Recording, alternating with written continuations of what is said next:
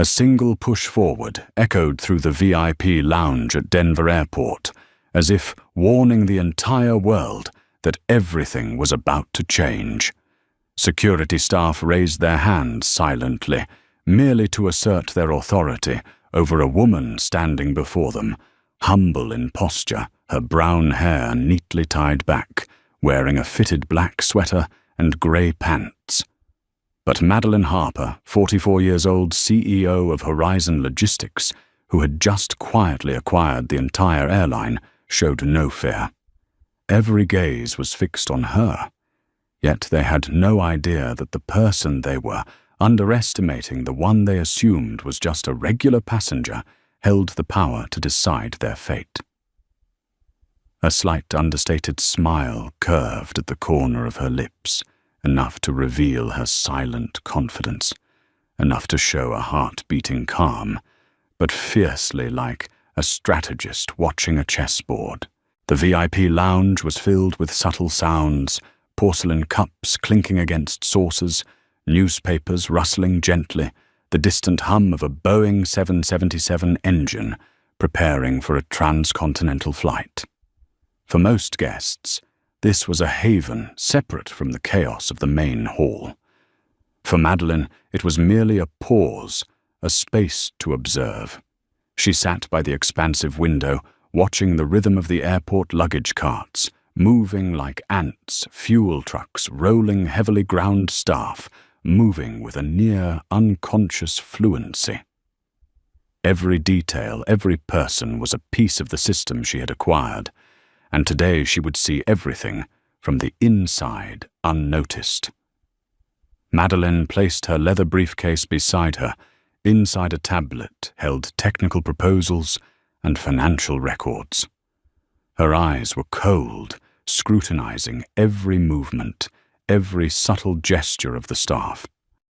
No one knew that just 3 days earlier, she had signed a secret agreement making Aurafly a wholly owned subsidiary of Horizon Logistics, a silent move known only to the executive board. Everything she saw today, the attitudes, the arrogance, the biases, was data. Data to decide who deserved to remain in this system, who would have to leave. She walked to the check-in counter with calm authority. Kevin, a young clerk, smiled warmly, his eyes betraying his attention, unaware that the woman before him was the new owner.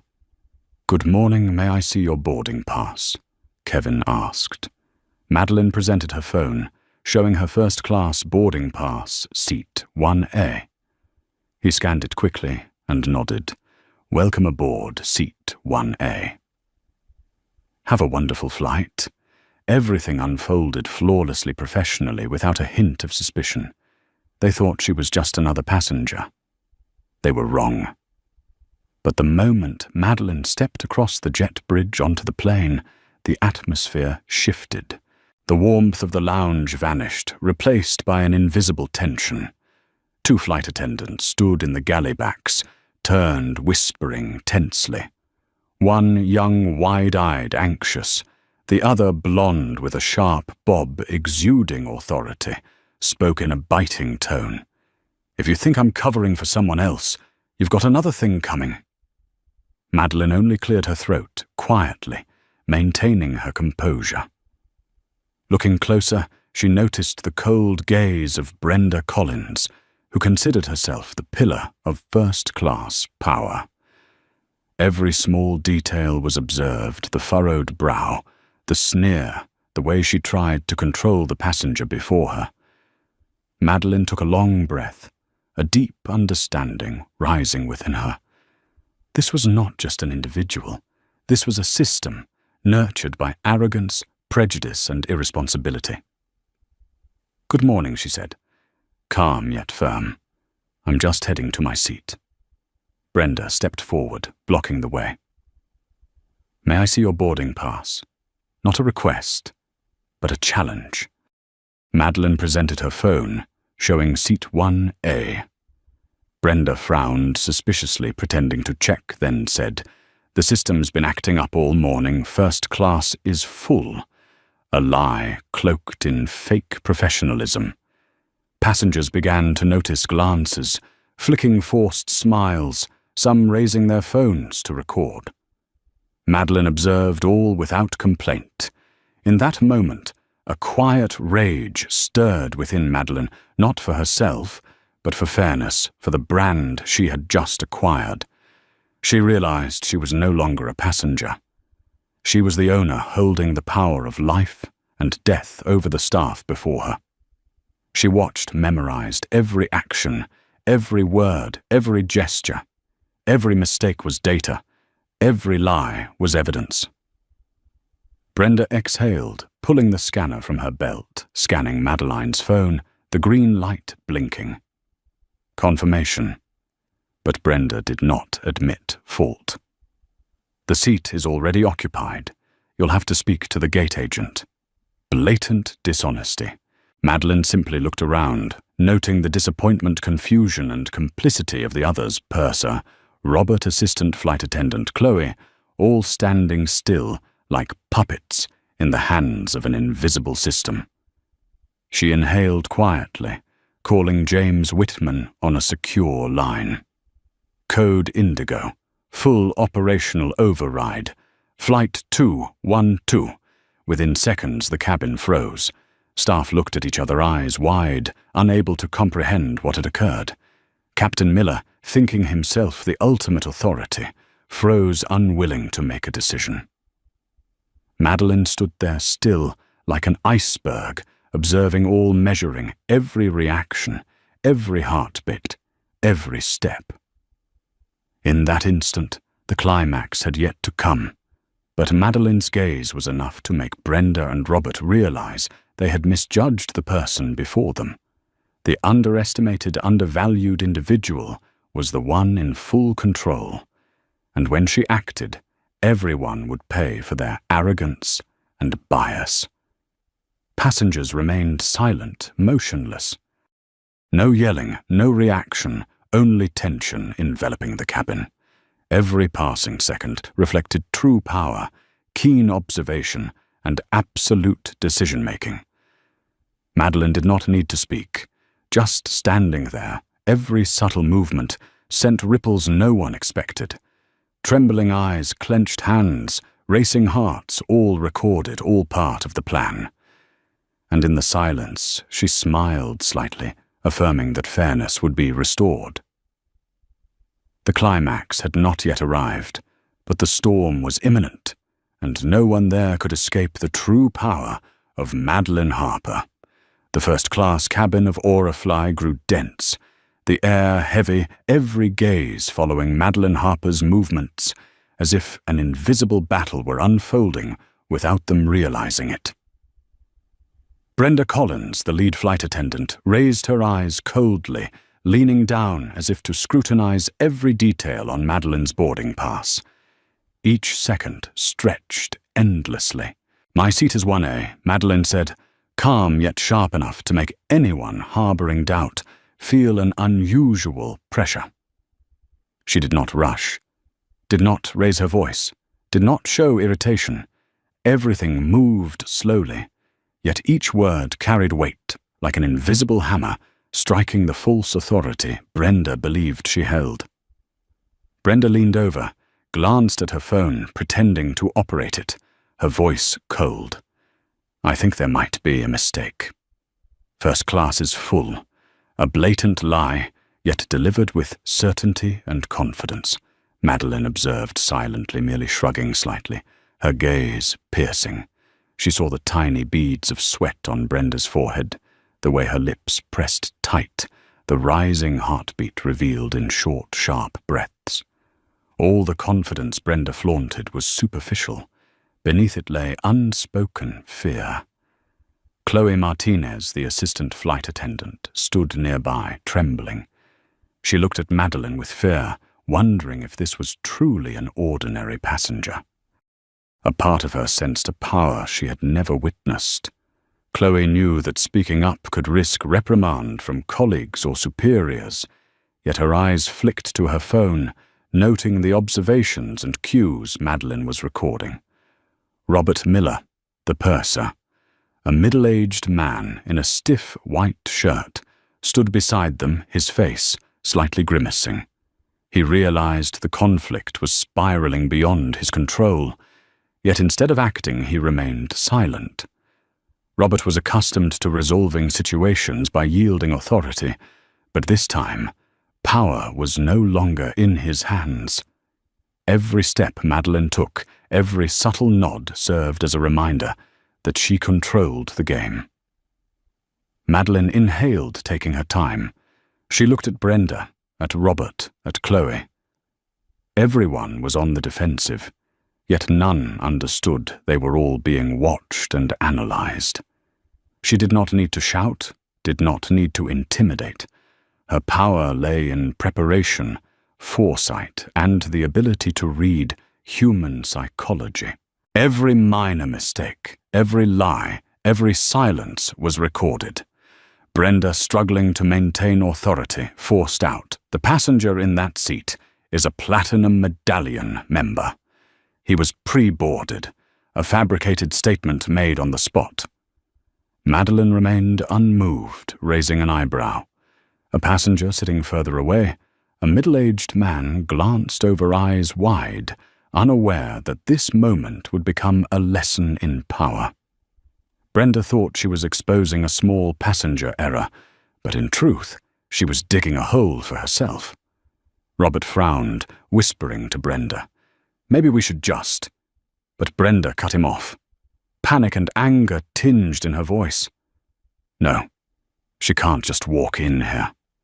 Her words sought to assert authority, yet the tremor in her tone revealed she realized she was losing. Madeline merely stood silent, yet the weight of her authority made the cabin stifling tension so palpable that every passenger felt it. Chloe turned away, trying to mask her fear. She began questioning whether she should speak up, whether she should protect the passenger, but Madeline had already read her eyes. She knew Chloe was torn between following orders and her professional conscience. This was a test: who would stand up, who would remain silent. Those who remained silent were complicit. Madeline lifted her phone, calling James Whitman, the senior executive. Her voice calm, code indigo. Flight 212, full operational override. Within seconds, everything changed. The communication system and signals from the operations center activated, and immediately every action of the staff was monitored. Captain Miller froze, unable to comprehend what was happening. Brenda gaped, eyes wide, realizing true power resided with the person they thought was just a normal passenger. Madeline walked slowly each step, exuding absolute authority. Her gaze measured each person, every reaction. Brenda, Robert, Captain, Miller, Chloe, all were stunned. They realized they had made a grave mistake. The person they underestimated, the one they had dismissed, was now the new owner controlling the entire operation. A quiet fear rippled through the cabin, yet Madeline remained silent. Everything unfolded deliberately, every movement controlled, every glance noted, every gesture analyzed. Brenda attempted to reclaim authority, gesturing for Madeline to follow their plan, but Madeline merely shrugged lightly and stepped past. One look at Robert made him shiver, recognizing that all his irresponsible actions and prejudices would now have consequences. Chloe, standing nearby, felt a pang in her chest. She had remained silent, yet now saw clearly that she was part of the system's failure, overwhelmed by shame and regret. Madeline reached seat 1A, placed her briefcase in the overhead compartment, and sat down, maintaining absolute composure. Yet inwardly, she recorded every detail, every mistake of the staff, Brenda's fake boarding pass inspection, Robert's complicity, Captain Miller's failure to verify information, Chloe's silence born of fear. This was not merely personal retribution. It was data for restructuring the company culture entirely. In the quiet minutes, Madeleine observed every passenger and staff member, sensing the tension pulsing through the cabin. Every gesture, every frown, every rapid breath of Brenda or Robert was evidence of systemic failure. She did not need to shout, did not need theatrics. True power lay in patient observation and precise action at the decisive moment. Madeleine drew her phone once more, sending a confirmation order to the operations center. All first-class activities were paused until she directly intervened. Staff exchanged uneasy glances, uncertain of the next move. Captain Miller, once confident as the supreme authority in the cabin, now stood powerless. Brenda bit her lip, eyes reddened, realizing that every action she had flaunted, every unjust decision, was now an offense before the person she thought was just a normal passenger. Passengers observed, bewildered, anxious. Some smiled faintly. Some lowered their heads, yet all recognized that true power had never been so clear.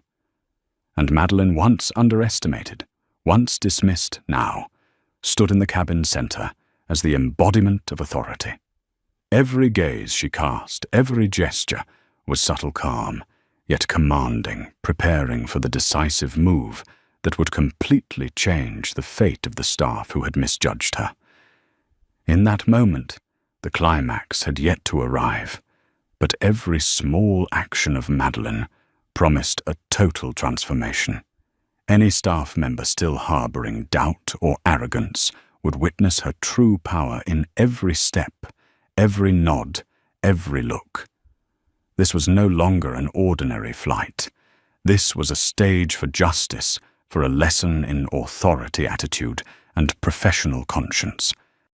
And everyone before, Madeleine would never forget this moment. The first-class cabin now felt like a silent battlefield. Every glance, every breath of Brenda Collins, Robert Miller, Captain Miller, and Chloe Martinez was being recorded in meticulous detail by Madeleine Harper. They did not understand what was happening, yet a pervasive unease hung in the air, heavy and oppressive. Every small movement of hers, each deliberate step, every glance sent shivers through them, revealing that true power was no longer in their hands. Madeleine stood before Brenda, her voice calm yet icy. "Ms. Collins, let's review your actions." Each word rang like a sentence, subtle but potent enough to stir fear and guilt in Brenda. Brenda flinched slightly, pressing her lips together, eyes darting away, aware that every false word and action she had taken in the cabin was now exposed. Your role, Madeleine continued, eyes fixed on Brenda, was to ensure a smooth, first-class experience. Instead, you made assumptions. You assessed me by appearance. You invented a story about another passenger occupying my seat. You refused to verify the boarding pass properly. You escalated a non-existent conflict, humiliating me in front of our customers. Each phrase, deliberate and slow, emphasized Brenda's errors, making every forced smile from the passengers feel like a sharp blade cutting through her pride. Robert Miller stood nearby, attempting to hide his fear, yet the furtive glances he cast betrayed him. Your failure. Madeleine added, eyes sweeping to Robert, is worse, because you chose complicity over leadership. You accepted Ms. Collins's lies without verification. You prioritized comfort over duty. You enabled misconduct and damaged our brand. Robert could not speak, his face drained of color. He realized that all the years he thought he was in control of the cabin had been a facade fully transparent to the CEO. Captain Miller, who had considered himself the ultimate authority, now froze, his face rigid. Madeleine turned to him, her voice lowering, carrying profound authority. Captain, federal regulations grant you ultimate authority, but that authority is a burden, not a privilege. You did not investigate, did not question, and immediately sided with false claims. You were prepared to remove a ticketed passenger based on hearsay alone. This is unacceptable. You are a risk to safety and to our company's integrity. Chloe Martinez, the assistant flight attendant, trembled, silent tears streaming down her face. Madeline's gaze fell on her voice, still cold, yet instructive. And you, Ms. Martinez, stood by silently. You saw wrongdoing, yet you did nothing. Silence in the face of injustice is complicity. Your inaction made you part of this systemic failure. Let this be the most important lesson you ever learn in your professional life. Chloe bowed her head, overwhelmed by guilt and remorse. Each word from Madeline cut like a knife through their arrogance, deceit, and prejudice. The cabin was so silent that even breathing sounded amplified.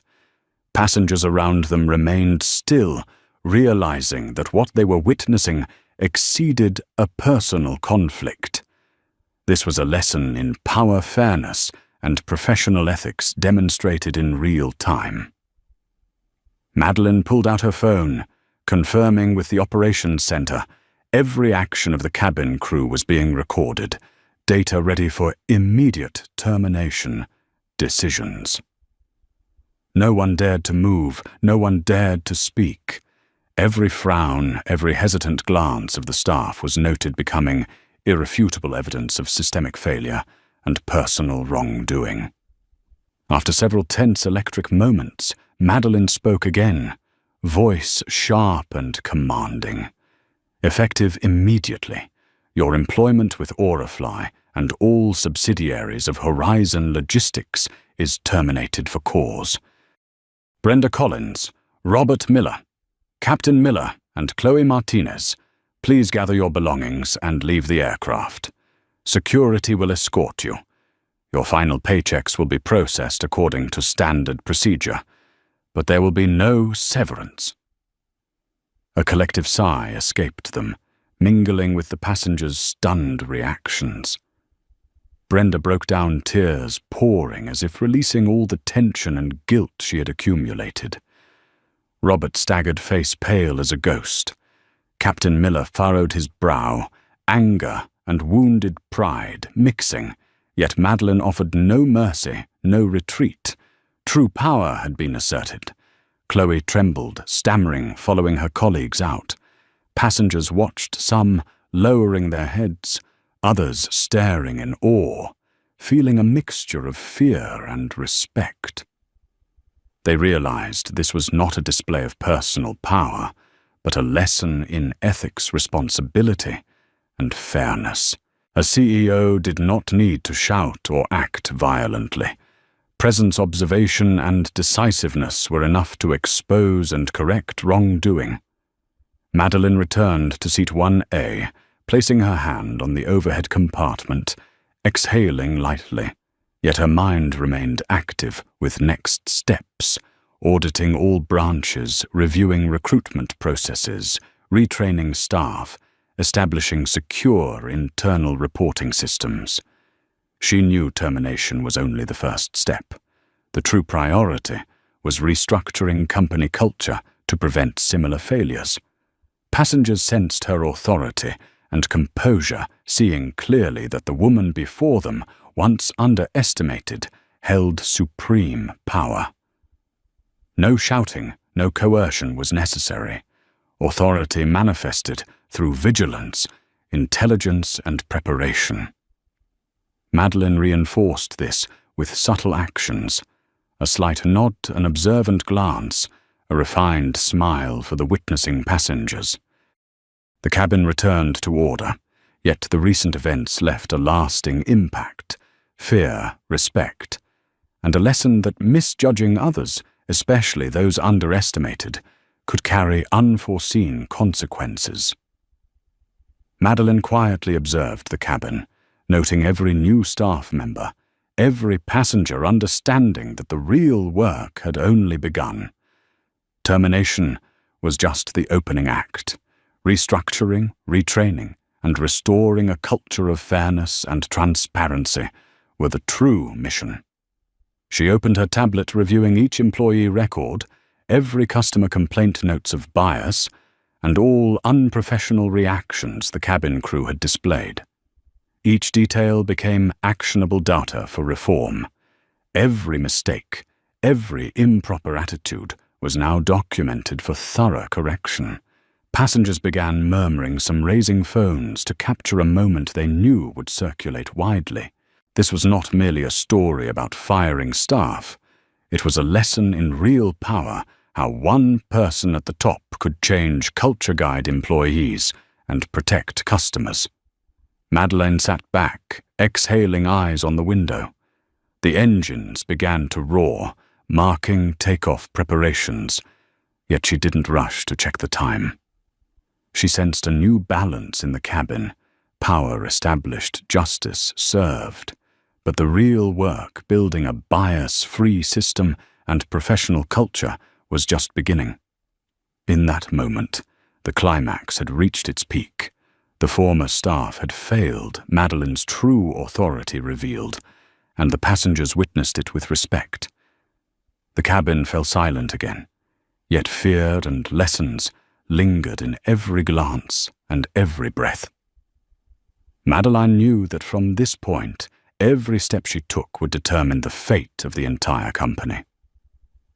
As the cabin returned to order, Madeleine Harper remained seated in 1A, her hand resting lightly on the tablet, eyes never leaving the cabin.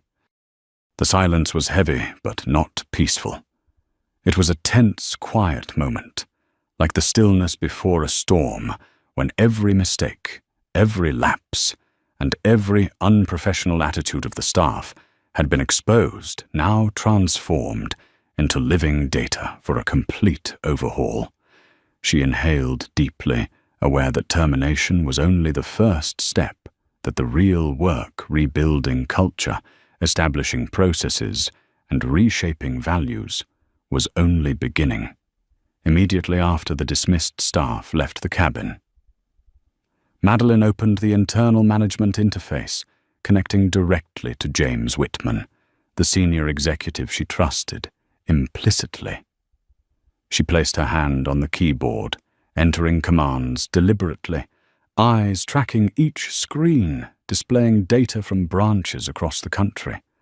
Hundreds of windows popped up, recruitment reports, customer complaints, service histories, employee evaluations, records of bias complaints, every small note left by cabin crew or check-in staff.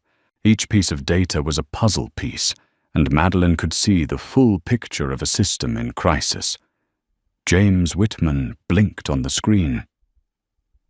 "Madeleine, where do you want to start?" His voice trembled slightly, yet remained professional, knowing this was not a simple decision, but a historic turning point for the airline. Madeleine pressed lightly, all branch data. Full audit, from the ground crew to the cabin, from check-in to customer service. I want every complaint, every bias report, every incident of misconduct covering the past 2 years. James nodded, eyes wide, understanding the gravity of the situation. I will prepare a detailed report. Staff will be required to provide evidence, and every complaint history will be reviewed. Madeleine closed her eyes for a moment, envisioning each step, each system. She knew she could not rely solely on emotion or personal observation. Data was the tool to guide change, ensuring every future action would be transparent and fair. Passengers in the cabin began to watch quietly. They realized that the CEO before them, the woman they had assumed was a regular passenger, actually held ultimate authority. A middle-aged woman seated near the window whispered to her husband, "She does not shout, does not flaunt, yet I feel her complete power." Madeleine, eyes open, did not look at them, but was aware of the silent influence she was projecting, a wordless lesson in true authority, fairness and professional ethics. After a few minutes, Madeline issued another command: deploy the new internal reporting system. Any employee witnessing bias, injustice, or abuse of power must report it without fear of retaliation. I want an anonymous line to protect young and new staff. James nodded determination in his eyes. Acknowledged. I will implement this across the entire branch network. She continued. I want a full audit of recruitment and training processes. Which criteria create bias? Which procedures lead to customer service gaps? I want the report on my desk by 9 a.m. Monday. James drew a deep breath, emphasizing, in the next 2 days, every branch will report fully, no exceptions. Madeline nodded lightly, both a confirmation and an unspoken warning. Anyone disregarding a culture of fairness would face consequences. A young passenger looked at her in astonishment. She's really the owner, and she's changing everything mid-flight. Madeline smiled quietly in her mind, but said nothing. She knew that true power did not always need to be expressed verbally. It was demonstrated through action, meticulous observation, and handling situations that no one anticipated. Madeline pressed again. James immediately review all customer complaints from the past 2 years, especially cases involving discrimination or unfair treatment. I want to know which employees are repeatedly responsible and who was complicit when witnessing misconduct.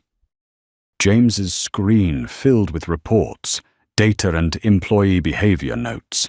He inhaled deeply, realizing this was not mere administration, it was a cultural revolution. She rested her hand on the tablet. The cabin remained silent, but passengers' eyes followed every gesture, sensing unspoken authority. Brenda and Robert, the recently terminated staff, had once thought they had won. Now the silence of the first-class cabin confirmed Madeline's true power. Chloe, the young flight attendant, trembling, understood that remaining silent in the face of wrongdoing did not protect her, but made her complicit. Madeline did not rush to eat or drink. Every action was deliberate, each movement, nod and screen tap measured. She began listing branches, requiring restructuring, categorizing employees, by risk identifying gaps in procedures. Every staff member, from flight attendant to purser, from captain to ground manager, was evaluated based on behavior, attitude, and ability to handle situations fairly. She thought of Chloe, who had remained silent, and reflected. Those who do not stand up, who do not protect customers, must learn this lesson. Every image, every bead of sweat, every forced smile, every lie of the cabin crew was recorded. Each detail became evidence for restructuring the system. Within minutes, Madeline issued direct orders. Lock all internal branch procedures, require transparent reporting. New cabin crew, ground staff, check-in managers all received mandatory notifications for audits, retraining, and strict oversight. They understood that unprofessionalism, bias, or complicity would no longer be tolerated. Passengers watched Madeline, sensing the significance of the moment. Some discreetly recorded, but none dared react. They realized this was not just a flight story, it was a live demonstration of authority, fairness, and the ability of a leader to change culture from the top. Madeline lightly tapped the screen, opening the branch audit interface, complaint data, complicit employees, customer evaluation service feedback, all clearly displayed. James Whitman began categorizing staff for retraining, identifying high-risk behavior, and marking branches needing urgent policy changes. The cabin remained silent, yet everyone sensed the shift in power. Madeline Harper, once underestimated upon entering, was now the center, the focal point of authority. Justice was established without shouting, without force, through observation, analysis, and decisiveness. She opened another window on the tablet, connecting directly with branches, requesting detailed reports on any incidents involving bias discrimination or unprofessional conduct. Every employee who had once assumed they held local power now faced the reality of being misjudged, and the system would no longer tolerate it. Madeline looked out the window, the afternoon light from the airport spilling into the cabin. A quiet satisfaction rose within her. Power had been asserted, mistakes exposed, and from this moment she would continue restructuring, ensuring that Horizon Logistics became not just an airline, but a fair, transparent, and professional system. In that moment, Madeline realized that the greatest lesson was not merely the termination of a few employees, but how true authority could be used to transform an entire system, turning mistakes, bias, and complicity into opportunities for learning, change, and progress. Passengers watched silent, yet understanding that they had just witnessed a lesson in unspoken authority. Power does not lie in prominence or title, but in the ability to observe, decide, and act at the right moment. The first-class cabin was now strangely silent. Passengers had returned to their seats, yet their eyes occasionally flicked toward Madeline Harper, 44 CEO of Horizon Logistics, with a mix of awe and unease. What had just occurred was more than staff terminations. It was a lesson in true power, showing how someone at the very top could reshape an entire system. Madeline did not rush. She knew the next steps were the most critical retraining, implementing an internal reporting system and building a genuinely fair culture. Once the plane reached cruising altitude, she opened the online management interface, connecting directly to James Whitman, the senior executive she trusted completely. Her voice was calm, yet every word carried weight. James, deploy the new internal reporting system immediately. I want every employee from flight attendants to pursers, anyone witnessing bias, injustice, or abuse of authority, to be able to report anonymously without fear of retaliation. I want absolute protection for young and new employees. James nodded his eyes, serious, fully aware of the importance of this directive. Madeline, I will implement it across the entire branch network, set up a hotline, and record all interactions related to reporting, he said. Each word seemed to echo in the cabin, haunting Brenda Collins and Robert Miller, even after being dismissed with the power they had just witnessed. She opened the branch audit section, categorizing every customer complaint, every systemic failure, every complicit employee. Madeline looked at Chloe Martinez, the trembling assistant flight attendant. Her gaze was not angry, but sharp and penetrating. Silence in the face of wrongdoing is complicity. Learning this lesson will define your career. Now, Chloe, acknowledge your mistake and learn how to act correctly. Chloe bowed her head, guilt surging through her, but alongside it came understanding and determination to change. At the operations center, James began sorting data listing employees, requiring retraining branches, needing direct intervention. Every complaint was analyzed: service attitude, customer handling, interaction with colleagues. Every detail was recorded and compiled into comprehensive reports for Madeline to set new standards. Madeline clicked through each file, reading every customer feedback, complaints about attitude, bias, delayed service, or condescending language. She noted, this must be corrected immediately. Employees cannot continue working this way. She understood that corporate culture could not be changed by a single round of firings. It required process discipline and continuous education. In the cabin, Brenda and Robert were gone, but Chloe still stood, trembling eyes, tracking every move of the CEO. Madeline did not look directly at her yet. Chloe felt the overwhelming authority, knowing she was being evaluated, but this time as an opportunity to correct herself. The silence in the cabin became heavy, but also a space for each employee to recognize their responsibility. Madeline continued, "James, prepare an emergency training session for all cabin crew. Focus on recognizing bias, handling conflicts, serving fairly, and reporting injustices. I want every employee, new or experienced, to complete this within the next week." James nodded, eyes wide, fully grasping the enormous workload. "I will plan it carefully, schedule appropriately, and prepare visual materials. All employees will participate, and I will oversee the process." Madeline exhaled lightly. Satisfaction, spreading power was no longer a number on paper, but the ability to restructure culture from the ground up. In the cabin, Madeline observed the passengers, seeing their eyes follow her. A middle-aged passenger whispered to his wife, "She doesn't shout yet." All the staff understood who was in charge. Incredible.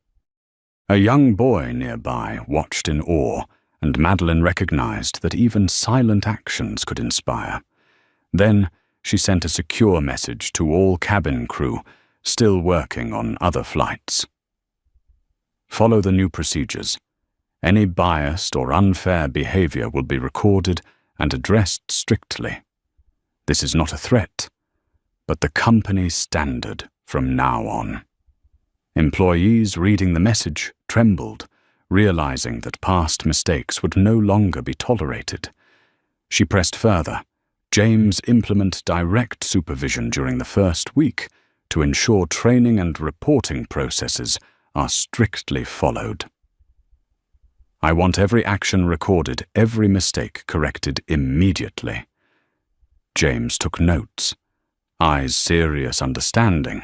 This was not an ordinary training session, but a genuine cultural revolution for Horizon Logistics. The first-class cabin became so quiet that even the staff's heartbeat seemed audible to the passengers. Madeline stood scanning the cabin, feeling the weight of authority, trembling eyes, clenched hands, and consensual silence from every side. She knew she had laid the foundation for a fair, transparent system, and that all employees, new or old, would be held accountable.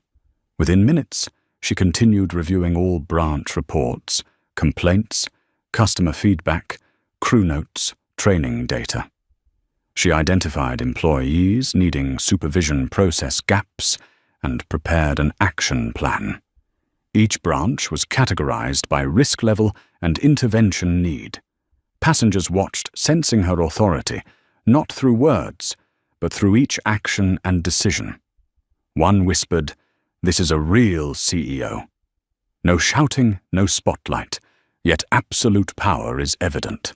Madeline recognized that changing corporate culture was a long process, requiring patient observation and precise action.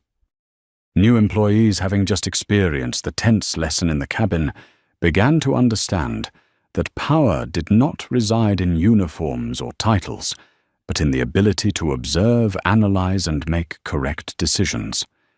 Madeline had demonstrated that fairness could be established even in high-pressure environments, where power seemed to belong only to the veterans.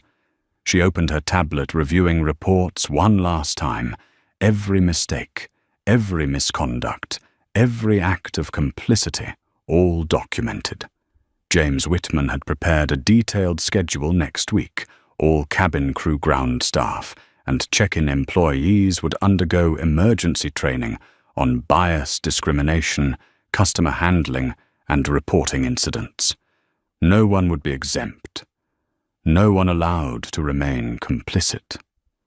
Madeline closed her eyes for a moment, envisioning the future of Horizon Logistics, a transparent fare system where employees were trained to serve all passengers, where decisions were guided by data and ethical standards. She opened her eyes, looking out the window, the afternoon light illuminating the cabin, a quiet sense of pride rising. Authority had been established, fairness restored, and the lesson for new employees would resonate for a long time. With a slight smile, Madeline placed her hand on the tablet. The next steps: branch audits, full staff, reporting, retraining, and establishing internal monitoring systems would turn Horizon Logistics into the gold standard for fairness and transparency in aviation. Terminations were only the opening act. The real change systems culture standards was the true and most significant victory. The next morning, Madeline Harper was not on a flight. She sat in the executive office of Horizon Logistics, facing a wall of screens displaying data from branches across the country. Each window told its own story: complaint statistics, customer service history notes on employee attitudes, surveillance footage from cabins and check-in counters. She executed every command deliberately, each action precise, like a director preparing a company-wide performance. James Whitman stood beside her eyes, wide, taking notes on every command. Madeline, the Denver branch data is ready. Reports on cabin crew show serious issues, bias, lying to customers, even disrespecting colleagues and VIP passengers. He said, his voice trembling slightly, but remaining professional. Madeline listened, eyes focused completely. Prioritize all this data. I want a full audit of each branch, each employee. Anyone at fault will be disciplined. Anyone complicit will be held accountable. First came Denver, the branch that had just experienced the direct confrontation in the cabin. James played back surveillance video second by second, gesture by gesture. Madeline observed Brenda Collins, shrugged a fleeting but smug look in her eyes. Robert Miller turned his back. Captain Miller stood frozen. Chloe Martinez trembled, head bowed. Every action, every breath was analyzed and recorded.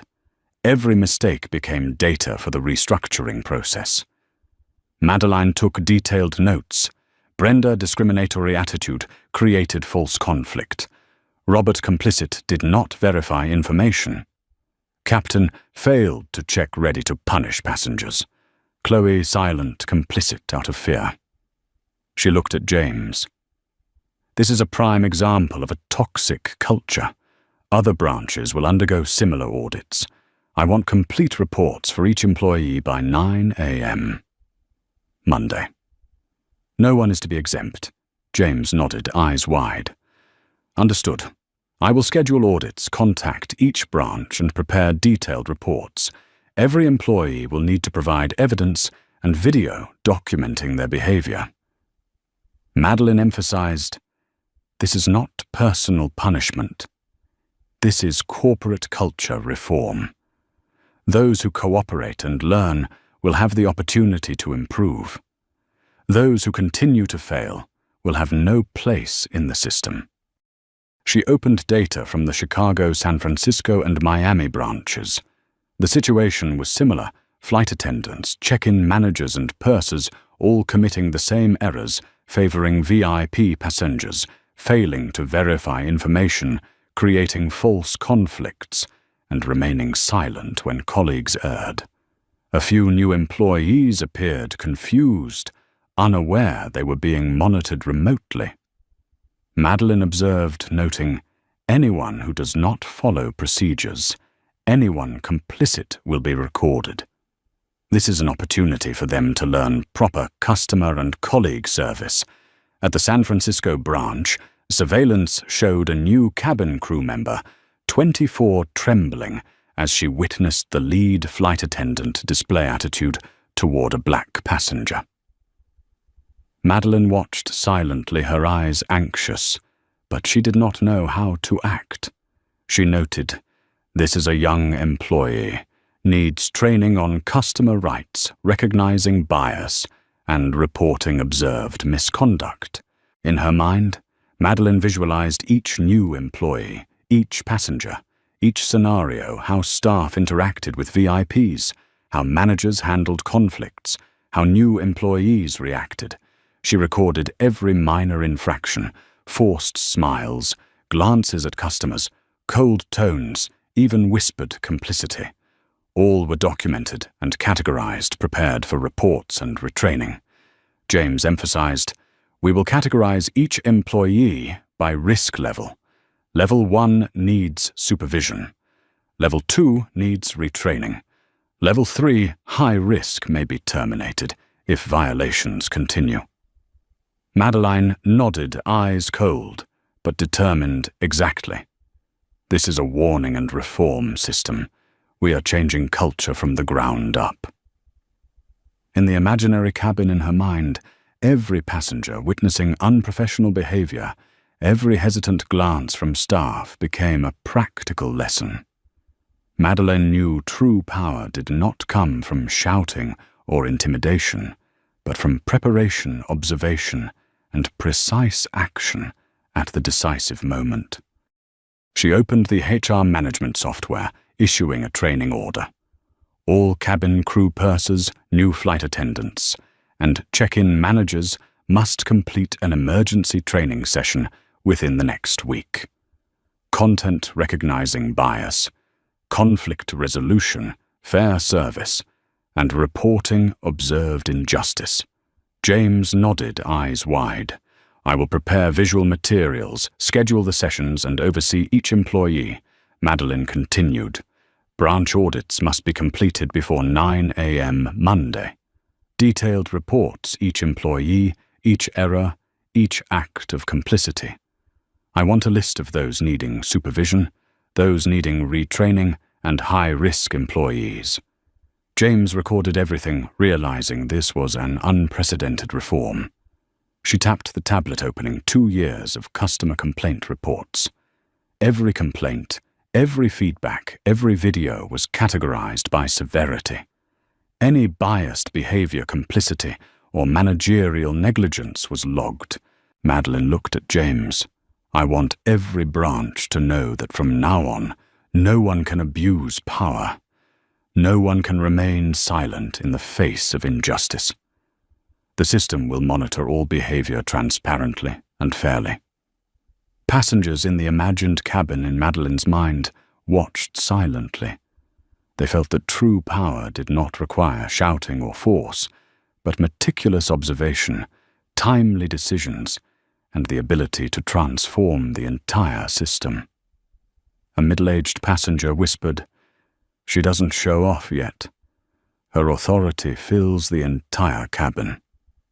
Madeline opened another window on her tablet, connecting to cabin crews on other flights. "Follow the new procedures.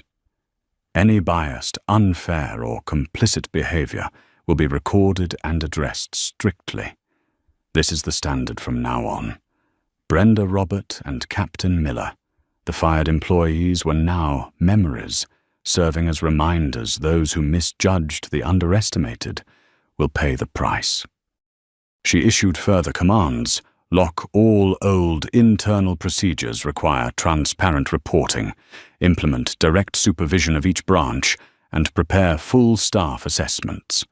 All must report directly to James. Anyone dishonest or non-compliant will be held accountable." Madeline knew that termination was only the first step. Restructuring the system and culture was the long-term strategy, and she controlled every move. The cabin was silent, but Madeline felt the rhythm of authority spreading. Chloe Martinez trembled, eyes wide, realizing the seriousness of the lesson. Passengers watched silently, some recording, but all understood. This was living proof of how a CEO could change culture and the system from within, using true authority, meticulous observation, and decisive action. She looked out the window, afternoon light illuminating the cabin, a sense of satisfaction rising.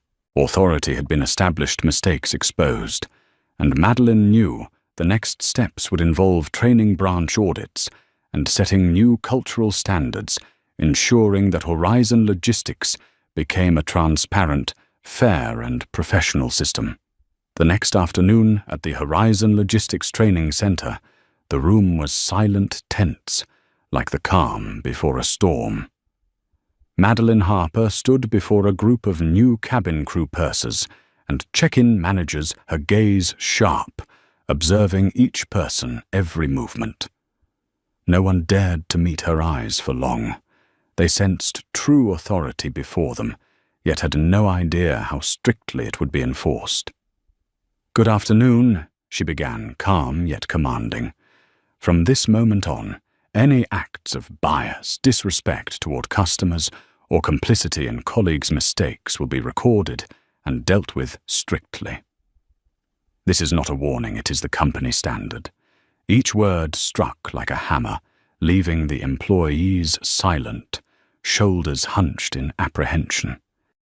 She walked from desk to desk, eyes noting every reaction, trembling hands, averted eyes, gestures attempting to maintain composure. Madeline emphasized silence in the face of injustice is not a safe choice. It is complicity. Learn to stand up. Learn to act. Learn to protect your customers and colleagues. That is what I expect to see. A young flight attendant, Emily Sanders, 23, trembled looking around. She had witnessed colleagues fabricate reasons to deny customer service on 2 recent flights.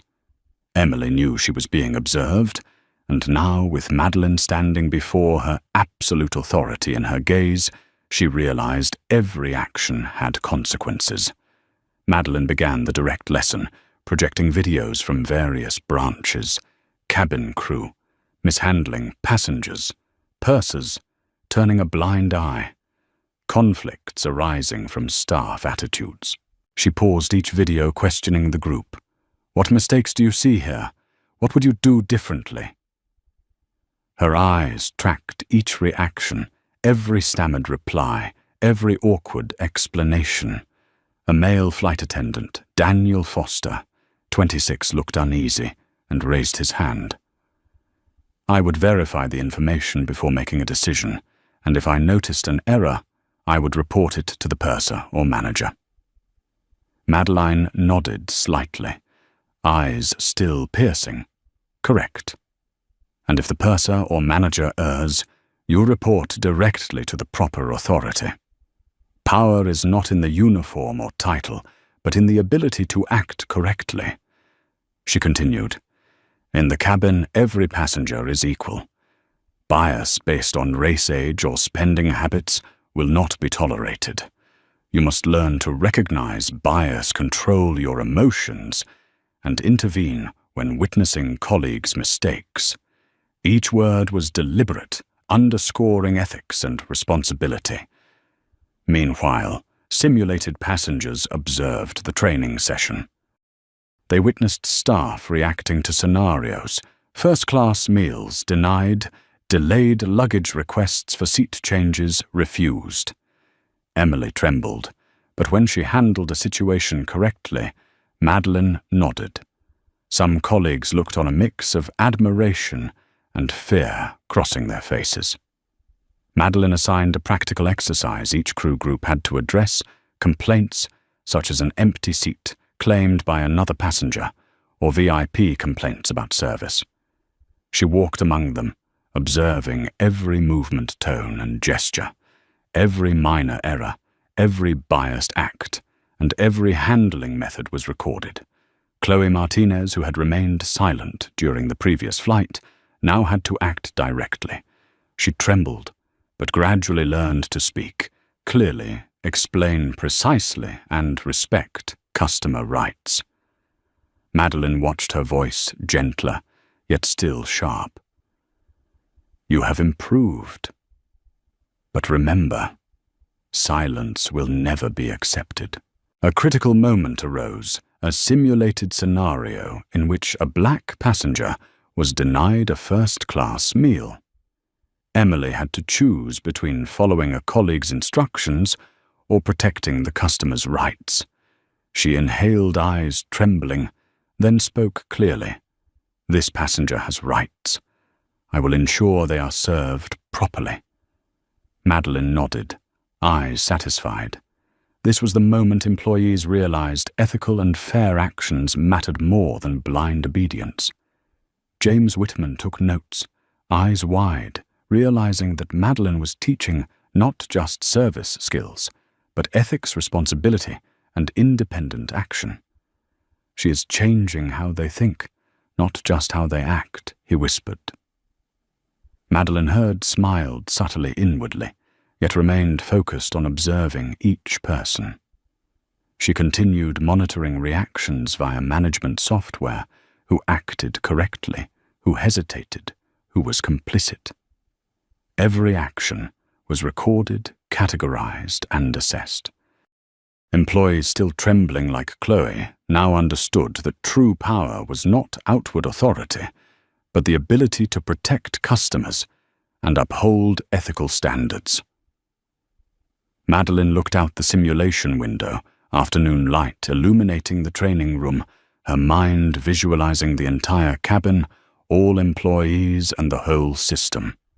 Every reaction was recorded, every mistake turned into data for restructuring. This is the foundation. She thought the lesson is not for one person, but for the entire system. The training lasted all afternoon.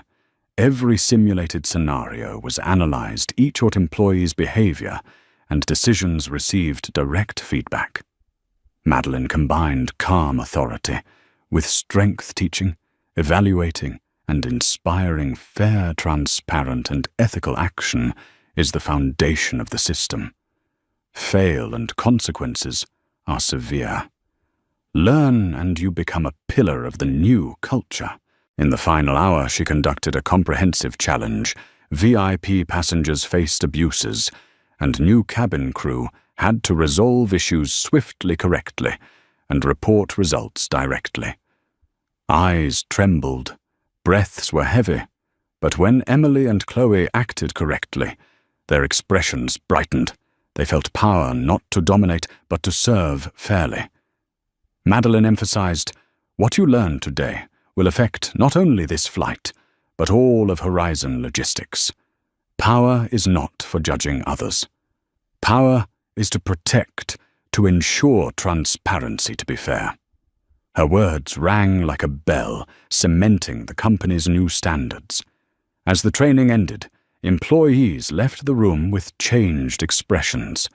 They no longer felt simple fear, but understood that true authority comes with responsibility and ethics, that every action from now on would be observed, recorded, and evaluated. Madeline looked at James and nodded slightly. This is only the first step. The new system, new culture, and fair standards must be maintained and continuously improved. She placed her hand on the tablet, reviewing all branch audit data, issuing commands to record all employee behavior reports and reactions. Every branch, every cabin crew, every manager, everything remained under supervision. Madeline knew that from now on, Horizon Logistics would not just be an airline, but a transparent, fair, and standards-driven system where power was used correctly and every misconduct held accountable. Early one morning at Denver Airport, sunlight streamed through the first-class cabin windows, yet the atmosphere inside was thick with tension.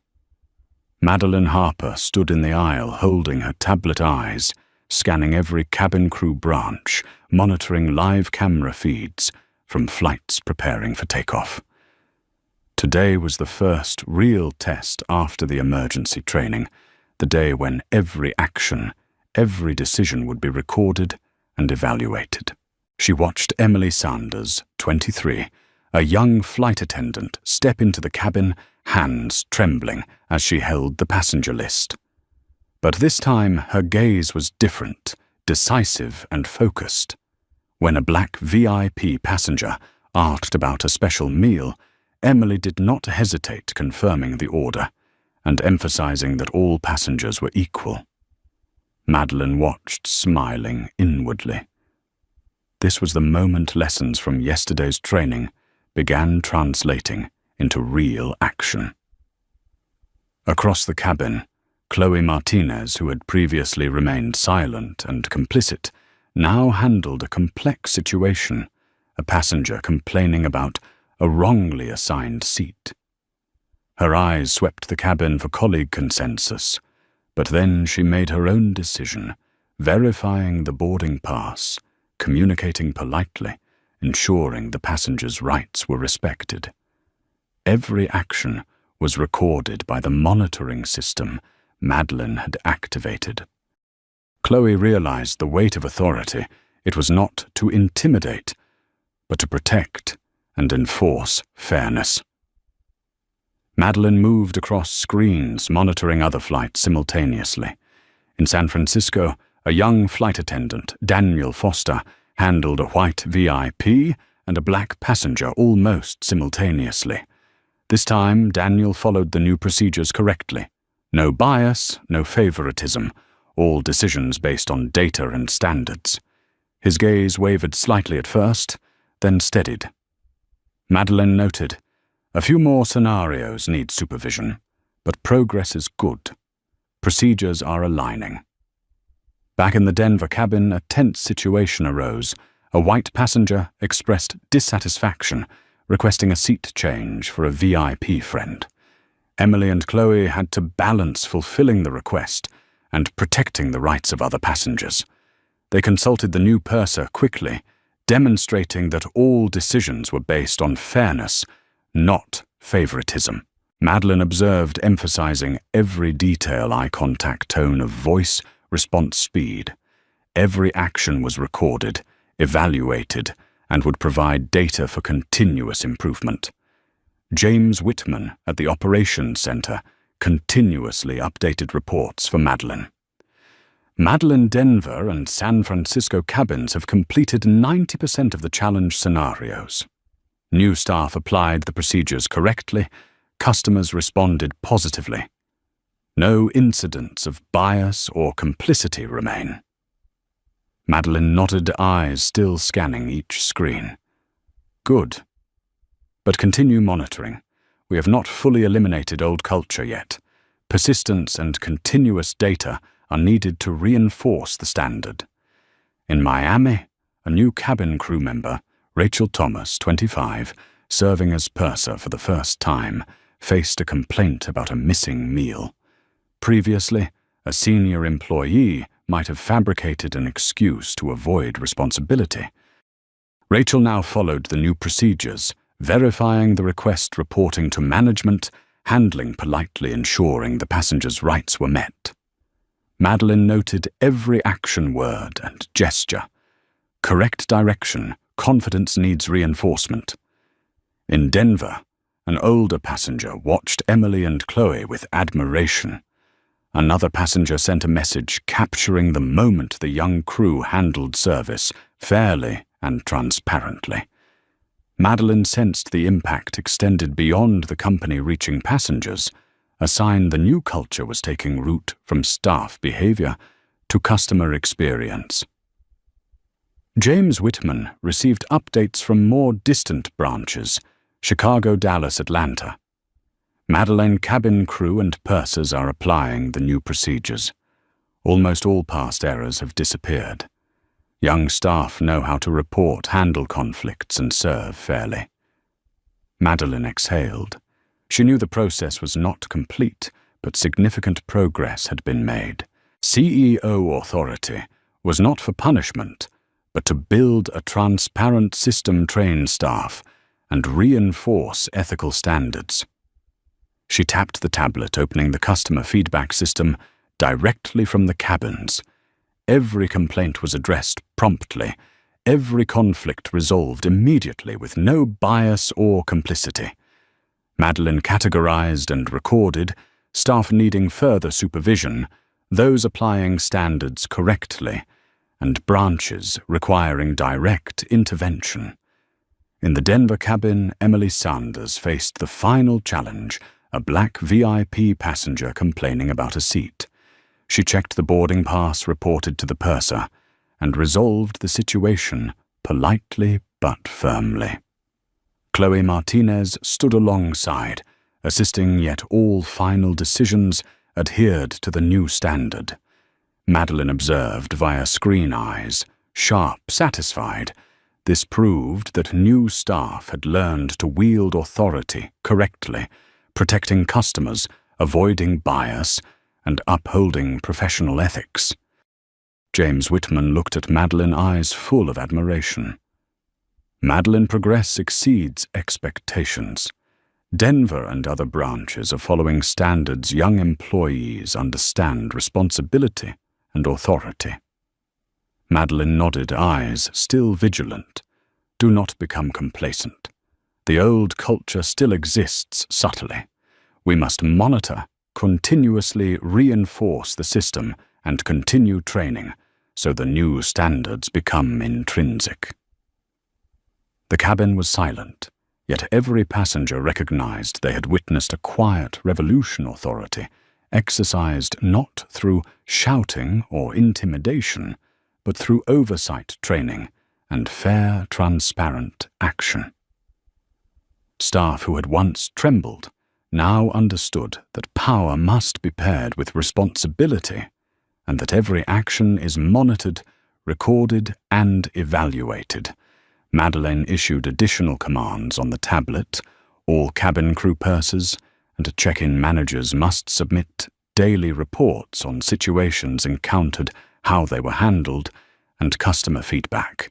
All data would be compiled for periodic audits. Anyone dishonest or complicit would be held accountable. This was how Madeline ensured that a culture of fairness was not only taught, but actively applied. Passengers watched silently, some bowing in respect, a few discreetly recording. Emily and Chloe, standing near the door, exchanged glances, eyes brightening. For the first time they felt true authority, understanding they could be part of a fair system rather than complicit in bias. As the plane stabilized at cruising altitude, Madeline retrieved her tablet, opening the consolidated data, analyzing every action and decision of cabin crew purser and check-in managers. She noted where procedures were applied correctly, where improvements were needed, and where risks remained. Every action was documented, every decision transparent. She smiled faintly. This was the next step in restructuring where authority was used rightly and fairness affirmed. Madeline closed her eyes for a moment, envisioning the entire Horizon logistics system, each cabin, each branch, each employee monitored, trained, and guided according to the new standard. From terminating errant staff to direct training to continuous monitoring and reporting, all aimed at creating a transparent, fair, and professional system. CEO authority was not about imposing control, but about changing culture, guiding employees, and protecting customers absolutely. The next morning at Denver Airport, sunlight streamed through the first-class cabin windows, yet the atmosphere was thick with tension. Madeline Harper sat in the executive office of Horizon Logistics tablet, in hand, reviewing data from dozens of branches across the country. The internal reporting system she had just implemented was now sending in real-time summaries, employee behavior reports, customer evaluations, cabin and check-in surveillance videos, every detail categorized and recorded. This was the first test to measure the practical effectiveness of the new culture she had introduced. A notification from the Denver cabin appeared on her screen. Emily Sanders, 23, the young flight attendant, had just handled a situation involving a black passenger requesting a seat change. This time there was no bias or impropriety. She verified the boarding pass, communicated politely, explained the process correctly, and reported back to the new purser. Passengers watched her eyes filled with surprise and admiration. Madeline observed every gesture, every glance, every tone of voice. Every action was precise evidence that yesterday's training had translated into real-world behavior. Chloe Martinez, who had previously trembled during the prior incident, was now more confident. A VIP passenger complained about a seat being taken, and Chloe immediately checked the system, verified the data, and proposed a reasonable solution. She was no longer fearful or silent, and she reported the action promptly. Madeline's gaze was sharp, yet gentle, acknowledging that this young employee had grasped the power of acting correctly. James Whitman emphasized on the tablet, "Madeline data from Chicago, Miami, and San Francisco have arrived. Employees are following the new procedures, handling situations effectively with no signs of bias. Customer feedback is positive, and service ratings have risen significantly." Madeline nodded, but remained vigilant. Good. But this is only the first step. The old culture still exists beneath the surface. We must continue monitoring, reinforcing the system, and training to ensure the new standard becomes intrinsic. On the Miami to New York flight, Rachel Thomas, 25, serving as purser for the first time, independently applied the new procedures. A customer complained about a meal, and instead of waiting for guidance from senior crew, she handled it directly, verified the request, reported it, and provided a fair solution. Surveillance video sent to headquarters marked significant progress. Madeline watched the screen, nodding slightly. This is the clearest example of authority applied correctly, protecting customers and enforcing fairness. The internal reporting system continued sending data. Madeline analyzed each report, which employees performed correctly, who needed reminders, and which branches required direct intervention. Each report included video evidence, action logs, and customer feedback. This ensured past mistakes would not recur. In the Denver cabin, a crew member managed a VIP passenger's meal request during peak hours. This time, the employee followed the new standard, confirmed the request, advised the customer, and ensured all passengers were treated fairly. Madeline noted every detail: decisive eyes, calm voice, precise actions. Every movement was calculated, recorded, and became data to strengthen the system. Passengers observed carefully their eyes, following each action.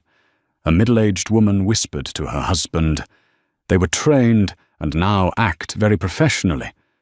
Truly remarkable. A young boy watched Emily and Chloe, eyes bright, understanding. The true authority is not about imposing control, but about protecting and serving fairly. Madeline sensed every reaction, every glance, knowing these lessons would ripple throughout passengers and staff alike. James Whitman updated her on remote branches.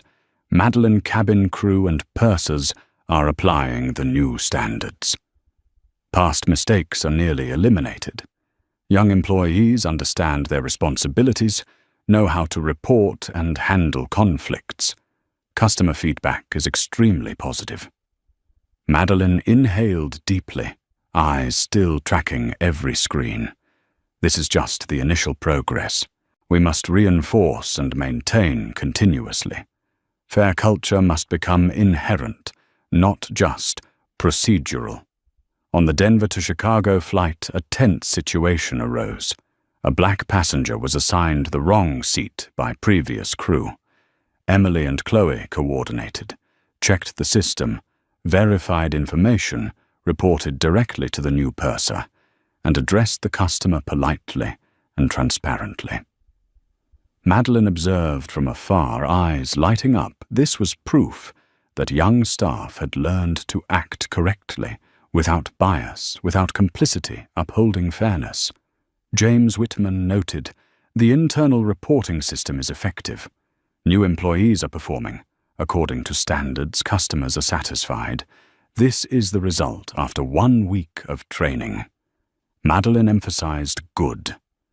But we do not stop here. This system must be continually tested, audited regularly, and the new culture reinforced in every branch. In the cabin, passengers remained silent, yet their expressions changed from surprise to admiration to understanding that true power is the ability to change systems, ensure fairness and transparency, not through authority or force. Emily and Chloe clearly felt the difference. For the first time, they acted according to standards no longer influenced by pressure from senior crew or purser. Madeline tapped her tablet again. All cabin crew pursers and check-in managers must submit daily reports detailing customer interactions, handling, and ethical decisions. Every piece of data would be compiled, evaluated, and used for improvement.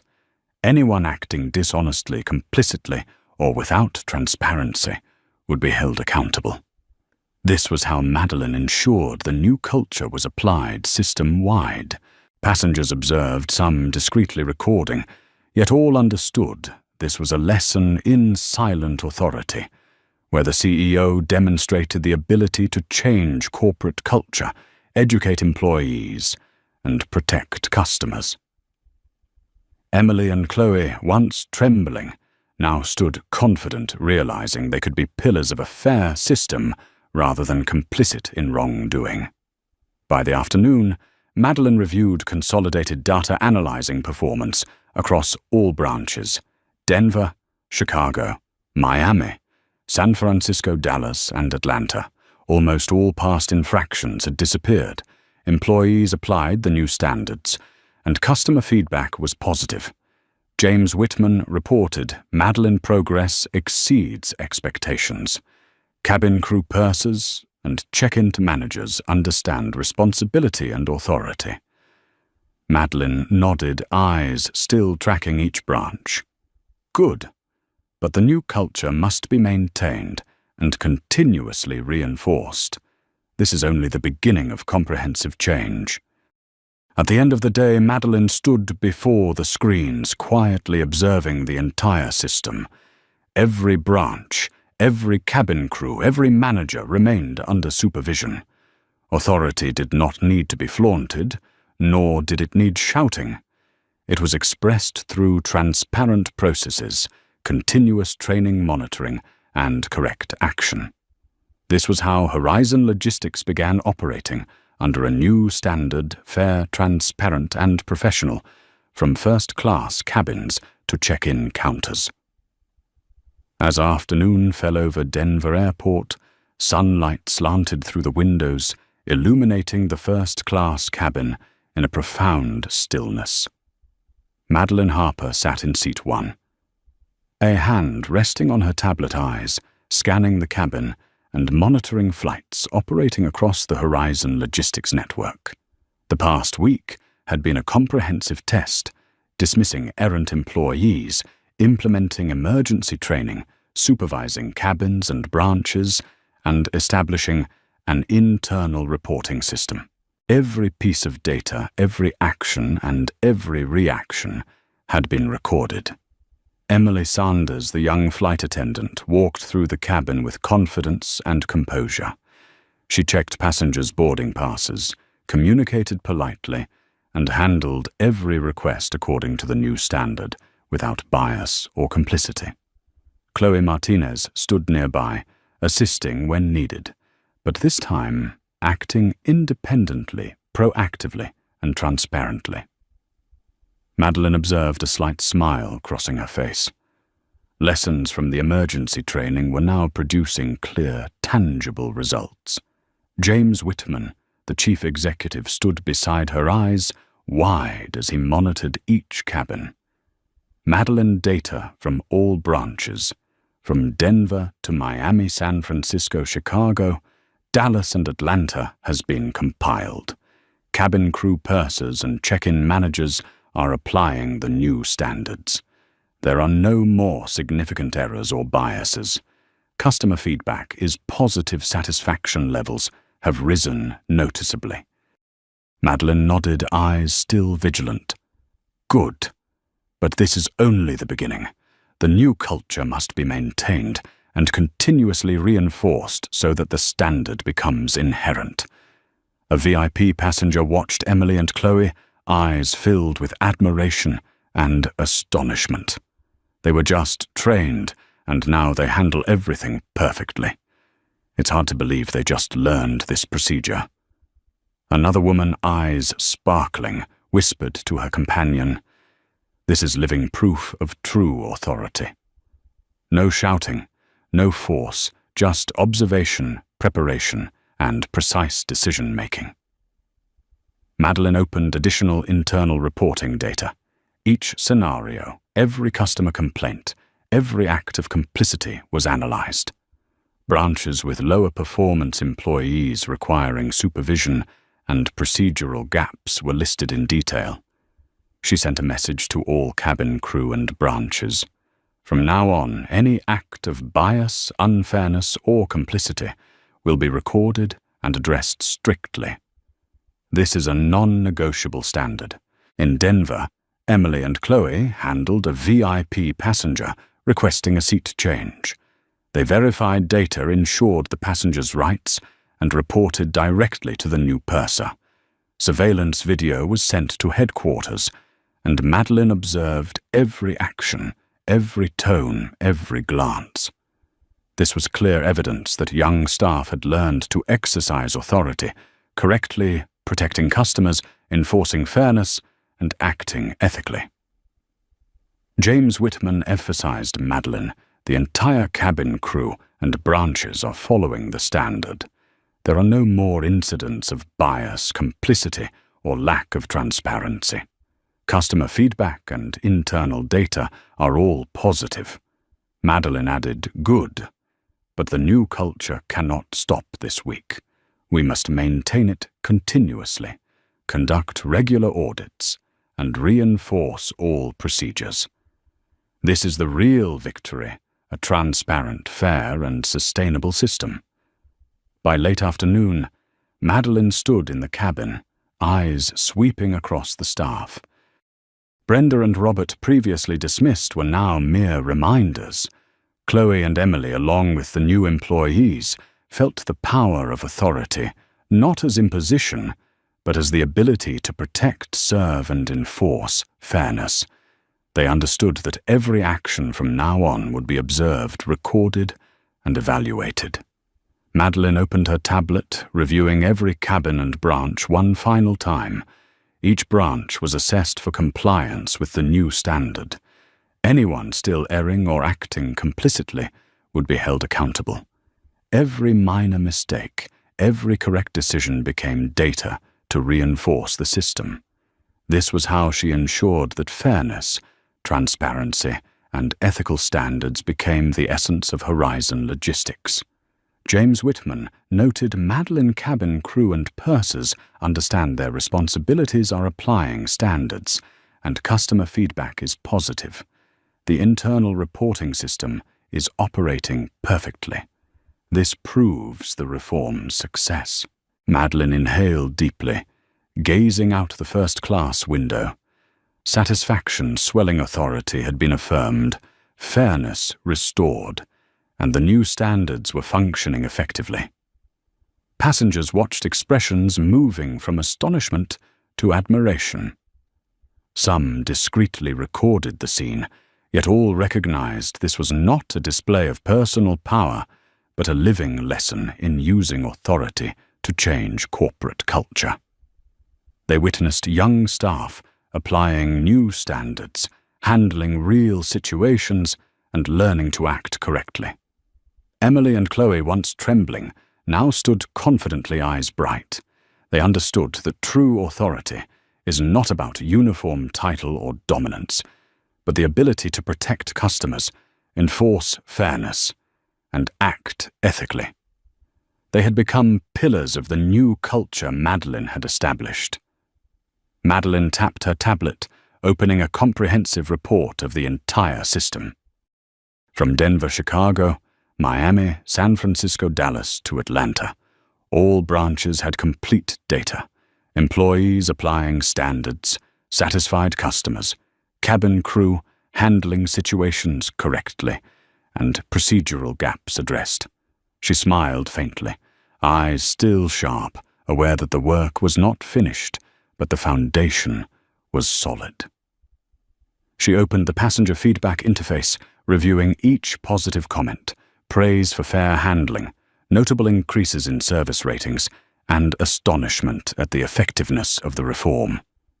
Madeline noted, "This proves that culture reform not only changes employee behavior, but positively impacts customer experience." In the quiet moment after noon, sunlight streaming through the cabin, Madeline stood, hand-brushing the tablet. She surveyed the entire system, new cabin crew pursers, check-in managers, and observing passengers.